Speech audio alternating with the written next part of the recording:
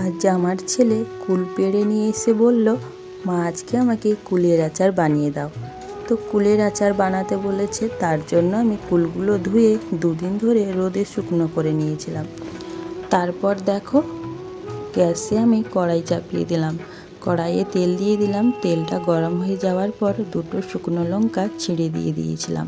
শুকনো লঙ্কাটা ভাজা হয়ে যাওয়ার পর কুলগুলো দিয়ে দিলাম। কুলগুলো ভালোভাবে নেড়ে নেড়ে এতে একটু লবণ আর হলুদ দিয়ে ভালো করে একটু ভেজে নেব।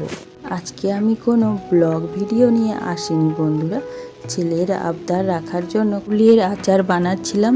আজকে আমি সেটাই তোমাদের সাথে শেয়ার করলাম। কুলের আচার আমি কোনো দিনও বানাইনি, এই জীবনে প্রথমবার আজ কুলের আচার বানাচ্ছি। যদি ভুল হয়ে থাকে কমেন্ট করে জানাও আমি কি ভুল করলাম। কুলগুলো একটু ভাজা হয়ে যাওয়ার পর দেখো গুড় দিয়ে দিচ্ছি।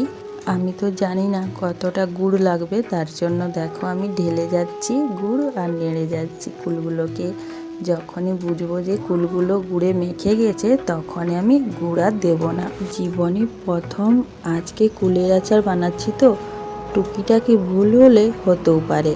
কুলের আচার খেয়েছি, মায়ের হাতে বানানো কুলের আচার অনেক খেয়েছি। মায়ের হাতের আচারের স্বাদই আলাদা, তাই না বলো বন্ধুরা? দেখো বন্ধুরা, গুড়টা ফুটে এসেছে, তখন আমি একটু লঙ্কার গুঁড়ো দিয়ে দিলাম। ঝাল ঝাল লাগবে, খেতে বেশ ভালোই লাগবে। তো ভালোভাবে এটা নেড়ে নিলাম। আমার মনে হচ্ছে কুলের আচারটা হয়ে এসেছে, নামাবার সময়।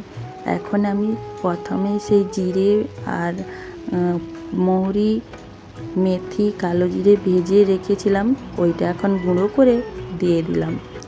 এখন আমি কুলের আচারটা আর একটু ভালোভাবে নেড়ে চেড়ে নেব। তারপর দেখো ঠান্ডা করতে দিয়েছিলাম, ঠান্ডা হয়েও এসেছে কাচের জারে। এখন আমি এটাকে তুলে নেব। একটা লাইক দিয়ে কমেন্ট করে জানাও কেমন হয়েছে কুলের আচারটা। ভালো লাগলে চ্যানেলটা সাবস্ক্রাইব করে আমার বন্ধু হয়ে যাও।